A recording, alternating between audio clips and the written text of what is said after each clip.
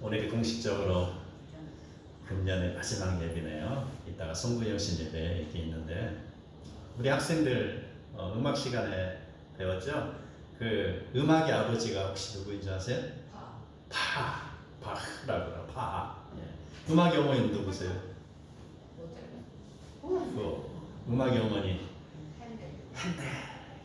역시 우리 박수사님 참 대단하십니다. 박수 한번 쳐주세요. 핸델. 우리는 그 핸델 하면은 그 대곡 메시아 곡 중에서도 할렐루야가 떠오릅니다.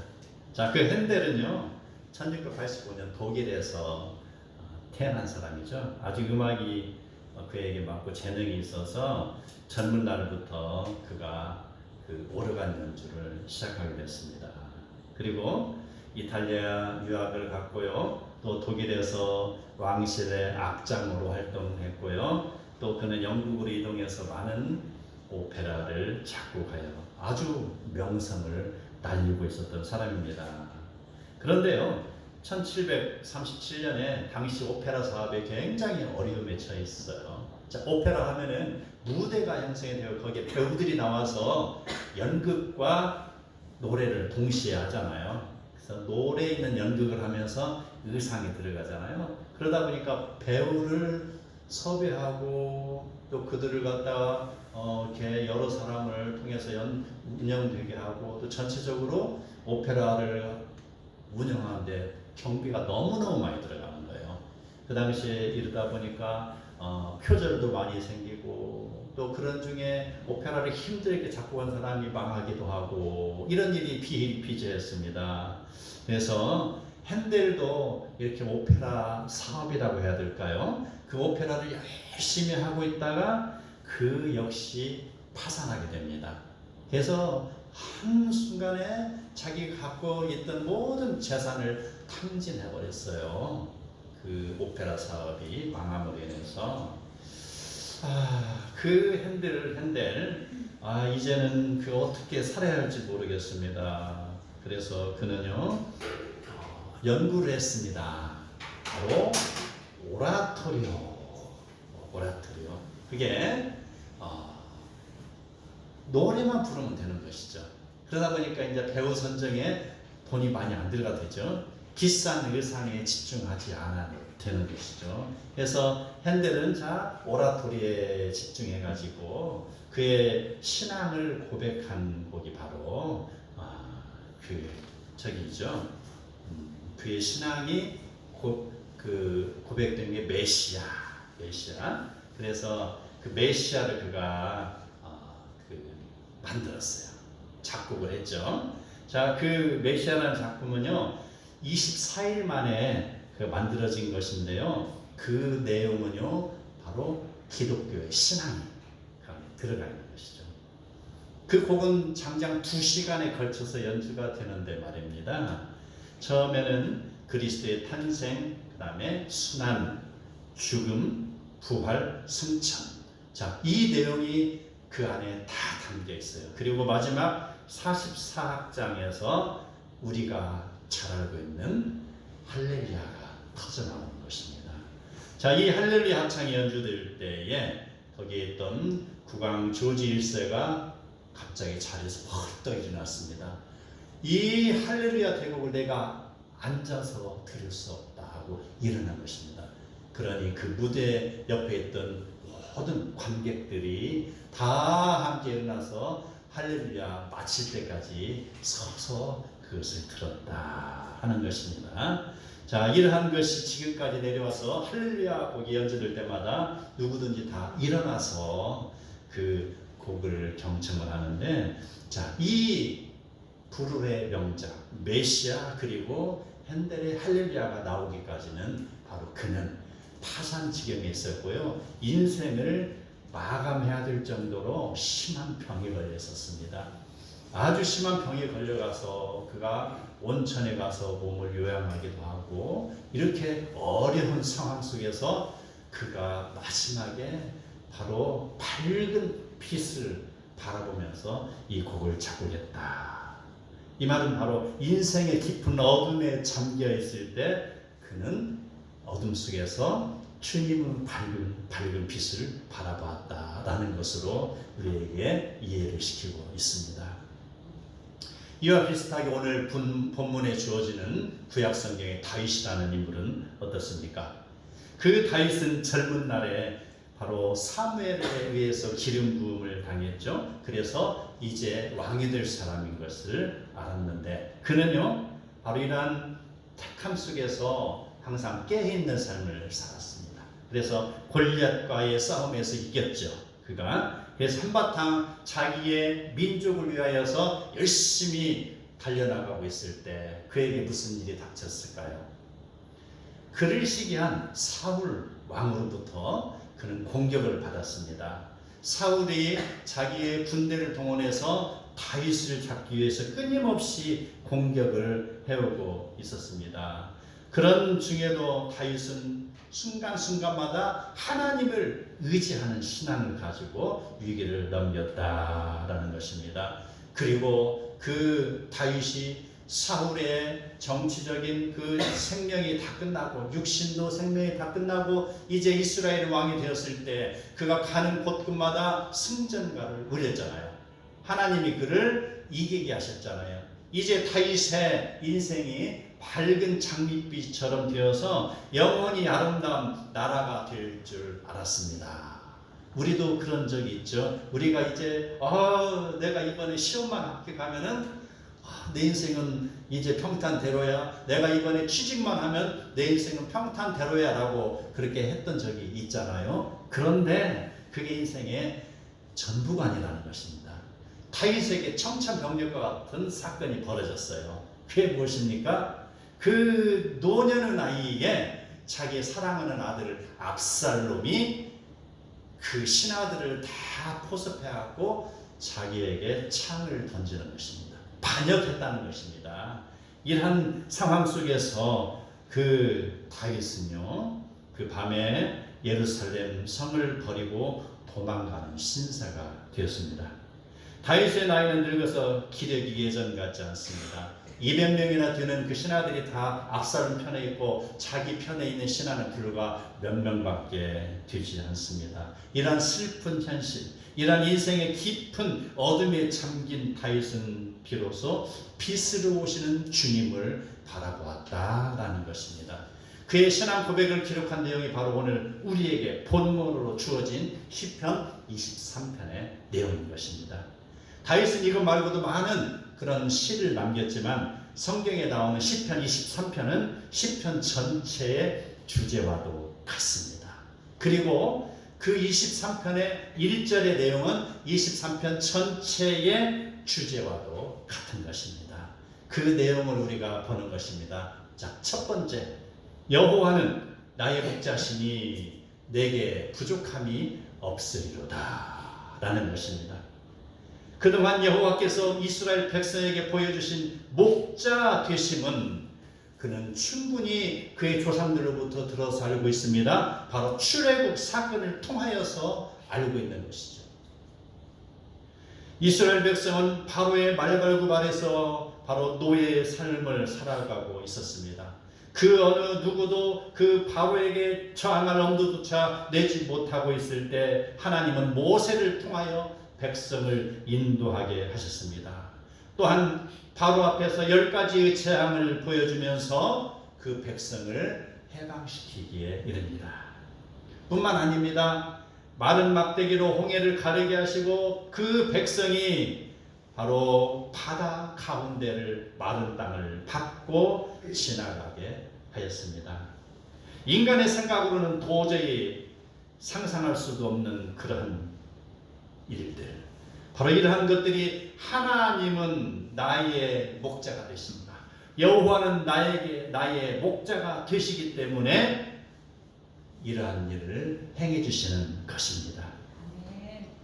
광야길을 거니는 이스라엘 백성에게 하나님은 낮에는 뜨거운 햇볕으로 구름 기둥을 만들어서 햇볕을 가리게 하셨습니다. 밤에는 차가운 그 광야 살을 내는 듯한 그 밤 공기 이것을 따뜻하게 데워주기 위해서 불기둥으로 이스라엘 백성을 보호하셨습니다. 뿐만 아닙니다. 목말라 하는 백성에게 바위를 터뜨리게 하여서 물을 내게 하셨고, 배고픈 백성에게 하늘에서 만나를 내리셔 양식을 삼게 하셨으니, 이러한 내용을 우리는 기억해야 할 것입니다. 다윗이라는 인물, 바로 이러한 상황을 알고 있기 때문에 그가 오늘 자기가 당한 위험 속에서 당당할 수 있는 것입니다. 다윗이라는 인물은 바로 자기 아들이 자기에게 반역을 행했을 때 그는 결코 절망하지 않습니다. 지금까지 자기에게 이루어지신 하나님을 알기 때문에 그는 결코 하나님을 원망하지 않습니다. 하나님이 자기를 버리지 아니한다는 것을 그는 알고 있는 것입니다. 하나님이 자기를 끝까지 보호하신다는 것을 다윗은 알고 있습니다. 이러한 신앙의 확실성 위에서 다윗이 고백한 내용이, 여호와는 나의 목자시니 내게 부족함이 없으리라 라는 고백이 되는 것입니다. 이러한 고백이 우리에게 주어지는 고백이 되기를 축복합니다. 두 번째로, 하나님의 영역으로 우리를 인도하시는 하나님이시다는 것입니다. 단순하게 목자로 끝나는 것이 아닙니다. 목자에게는 그의 해야 될 일이 있다라는 것입니다. 1절에 나오는 목자의 비유는요, 2절과 3절에서 인도하심으로 확장이 되고 있습니다. 푸른 초장에 누이시고 쉴만한 물가로 인도하심은요, 바로 하나님의 통치 영역으로 우리를 이끌어 가신다라는 내용입니다. 민수기 10장 33절과 34절에 이렇게 나옵니다. 그들이 여호와의 산에서 떠나 3일 길을 갈 때에 여호와의 언약궤가 그 3일 길에 앞서 가며 그들의 쉴 곳을 찾았고, 그들이 진영을 떠날 때에 낮에는 여호와의 구름이 그 위에 덮였더라. 이러한 내용들을 다윗은 알고 있는 것입니다. 그래서 이 말씀을 근거로 해서 오늘 다윗이 고백한 내용, 시편 23편 2절에 나오는 그가 나를 푸른 풀밭에 누이시며 쉴만한 물가로 인도하시는 도다 라고 고백하고 있습니다. 이처럼 그는 하나님이 보호해 주실 것에 대한 확신을 가지고 있었습니다. 이스라엘의 출애굽 사건은 하나님이 이미 아브라함에게 약속하신 내용입니다. 내가 너로 큰 민족을 이루고 내게 복을 주어 내 이름을 창대하게 하리니 너는 복이 될지라. 이러한 약속의 성취로서 오늘 다윗은 바로 자기의 신앙의 고백으로 활용을 하고 있는 것이죠. 성경의 말씀이 그 당시에 그때 적용되는 것으로만 끝맺음을 하면은 우리가 지금 성경을 읽을 필요가 없는 것이죠. 그때 그 당시에 그 누구에게 전해줬던 말이 지금 2023년 12월에 끝자락에 있는 누구에게 전해주는 말씀이요? 나에게, 우리에게 전해주는 말씀이라는 것입니다. 그 다윗은 23편 3절에서 이렇게 표현하고 있습니다. 내 영혼을 소생시키시고 자기의 이름을 위하여 의의 길로 인도하시는 하나님으로 인식하는 것입니다. 우리 사랑하는 성도님들, 우리 인생의 길에 항상 평탄한 길만 있는 것이 아닌 걸 아시죠? 네. 자, 선교지로 떠나는 선교사에게 가장 커다란 걸림돌이 무엇인 줄 아십니까? 선교지로 가면은요, 낯선 문화와 그 낯선 날씨와 언어와 여러 가지 환경이 굉장히 힘든 걸로 작용하죠. 그런데 그보다 더 힘든 한 가지 있어요. 가장 힘든 거 있어요. 무엇일까요? 응? 인종차별. 그것도 있죠. 우리 학생이라 굉장히 깊게 생각합니다. 가장 힘든 한 가지를 꼽으라면요, 선교사와 함께 따라가는 가족이 있다는 것이죠. 그 선교의 현장에서 내가 인종차별을 당해도 내가 당하면 이길 수 있어요. 견딜 수가 있다는 것이죠. 문화와 환경과 언어와 여러 가지 재정적인 어려움도 나 혼자라면 어떻게든지 해서 감당할 수 있을 텐데, 나에게 딸린 식솔이 있잖아요. 내 아내가 있죠. 그 토끼 같은 우리 아들들이 있다, 딸들이 있다. 차마 이것은 보기가 어렵다는 것입니다. 이게 옆집 아이들은 뜨거운 여름날 가서 쭈쭈바를 사 먹는데 선교사의 아들이 딸이 쭈쭈바 사 먹을 돈이 없으면 어떻게 되겠어요? 예, 쭈쭈바 대신 눈물이 나오죠. 예, 이게 선교지의 현실인 것이죠. 이러한 것들 바로 이런 인생의 어려움이 우리에게는 언제나 있을 수가 있는 것입니다. 자, 이러한 상황에서 우리가 성공할 수 있는 인생의 비결, 선교사님이 선교에 성공할 수 있는 비결은 과연 무엇일까요? 바로 하늘에서 내려주는 만나를 경험해야 되는 것입니다. 아멘. 만나. 자, 고국에서 떠날 때는 많은 사람들이 내가 너를 후원하겠다 하고 도와줍니다. 그런데 1년이 지나고 2년이 지나고 후원금은 떨어지고 코로나가 닥치니 후원금은 완전히 반토막에 나버리는 것이죠. 누가 그를 도와줍니까? 하나님이 먹여주시는 걸 체험해야 돼요. 알지도 못하는 곳에서 도와주잖아요. 알지도 못하는 분이 신대도 주셨잖아요. 우리 교회 얼마나 많이 헌금을 했냐고요. 이 개척교회 현실 앞에서. 알지 못하는 분 누가 해줘요? 하나님이 해주시는 것입니다. 하늘에서 내리는 만나를 경험하는 자는 그의 인생길이 그 더 어려운 그 더 험한 곳을 갈지라도 그가 걱정할 것이 없다라는 것입니다. 이러한 것들은 바로 우리가 하나님의 영역 안에 초대받는 상황이 되는 것입니다. 오늘 바로 다윗은요, 그동안 수많은 전쟁에서 자기를 보호해 주신 하나님이 바로 내려주시는 만나를 알고 있기 때문에 그는 아들에게 쫓겨 도망친 지금의 현실 앞에서도 결코 흔들리지 않습니다. 주의 지팡이와 막대기가 나를 안위하시나이다는 확신에 찬 고백을 하고 있는 것입니다. 그래서 그는 이렇게 이야기합니다. 5절과 6절에 나옵니다. 주께서 내 원수의 목전에서 내게 상을 차려주시고 기름을 내 머리에 부으셨으니 내 잔이 넘치나이다. 내 평생의 선하심과 인자하심이 반드시 나를 따르리니 내가 여호와의 집에 영원히 살리로다. 아멘. 아멘. 어떤 사람은 세상을 둘러보면 하나님 없이도 잘 살 수 있다고 생각하면서 바로 자기의 방법으로 살아가고 있습니다. 그러나 하나님 없이 살아갈 수 있다는 것은 착각에 불과합니다. 그래서 누구든지 간에 바로 푸른 풀밭과 쉴만한 물가는 그리워하지만 그러나 그리워함으로 끝나고 자기의 그런 안정된 직장을 따라서 갑니다. 자기의 편리한 대로 산으로 들러 떠납니다. 자기의 방식으로 세상을 살아나가고 있습니다. 그러한 때 우리는 정신을 바짝 차려야 됩니다.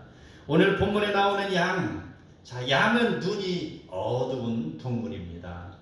그래서 풀을 따라 바로 들판을 계속해서 전전하죠. 그래서 맛있는 풀을 먹으면서 만족스럽고 하다가 결국 풀 따라가다가 혼자 외도트리가 되는 경향이 있습니다. 그러다 혼자 있다가 이제 마음이 더 급해집니다. 두려움에 쌓입니다. 그래서 어디로 갈지를 모르고 이리저리 방황하다가 바로 그 양은 절벽 아래 떨어지기도 하는 것이죠. 인생의 나락으로 떨어지는 것입니다. 혼자 있으니 그 인생의 나락으로 떨어진 인생은 바로 맹수의 밥이 되고 마는 것이죠. 그 양은 맹수의 밥이 됩니다. 그 인생은 사탄의 밥이 되는 것입니다. 목자 없이 혼자 다니면 바로 사망의 길이 우리를 기다리는 것이죠. 그러므로 양은 안전함을 누리기 위해서는 반드시 목자의 인도함을 받아야 되는 것처럼 양과도 같은 우리의 인생도 안전함을 위해서 영혼의 편안함을 위하여서 하나님의 인도하심을 받아야 되는 것입니다. 믿으시기 바랍니다. 아멘. 이러한 사실을 아는 다윗이 이제 그 무엇도 두려워할 것이 없습니다.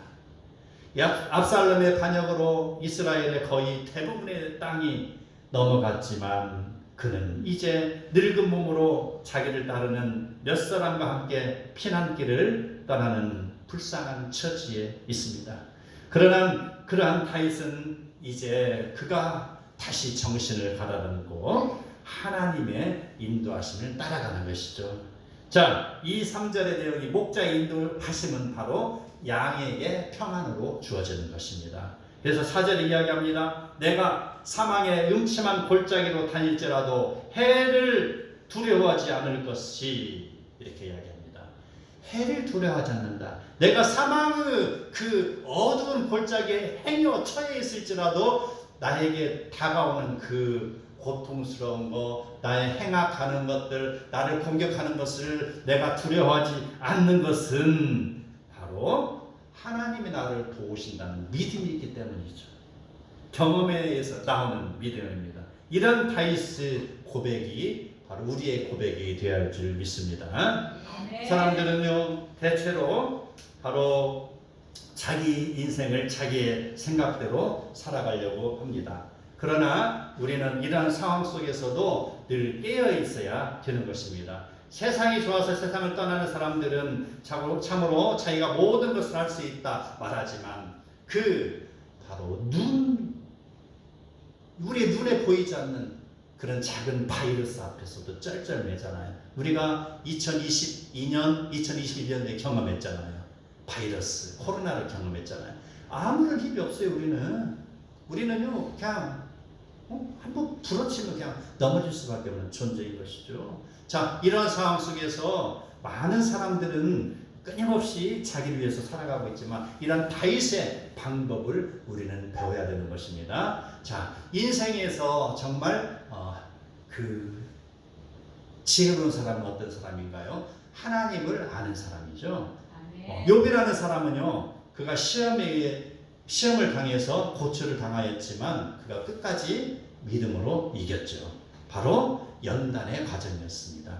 삼손이라는 사람은 어땠습니까? 그가 고초를 당했지만 그가 자기의 잘못으로 고초를 당하고 블레셋의 포로가 됐다. 그리고 나중에는 눈이 뽑힘을 당했다. 그는 하나님으로부터 회초리를 받는 사람.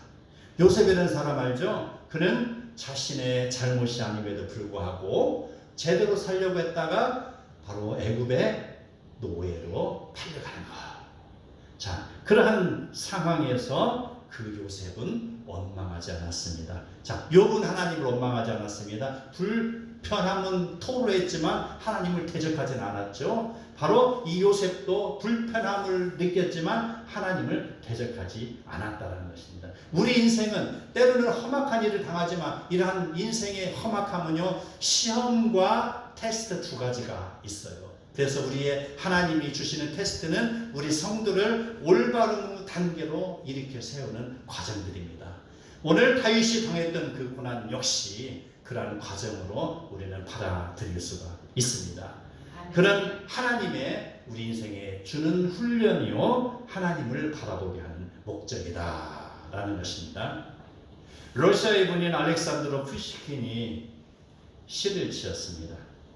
삶이 그대를 속일지라도, 이라는 시를 썼어요. 제가 한번 낭송해 드리겠습니다. 삶이 그대를 속일지라도 슬퍼하거나 탓하지 말라. 마음 아픈 날엔 가만히 누워 견디라. 즐거운 날이 찾아오고야 말리니 마음은 미래를 산다. 지나치는 슬픔엔 끝이 있기 마련. 모든 것은 순식간에 날아간다. 그러면 내일은 기쁨이 돌아오리니.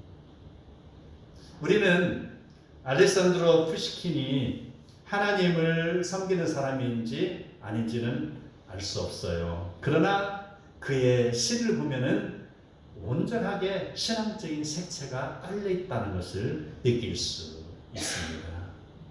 다윗은요, 자신이 당하는 괴로움을 통하여 이제 하나님을 바라보는 사람이 되었습니다.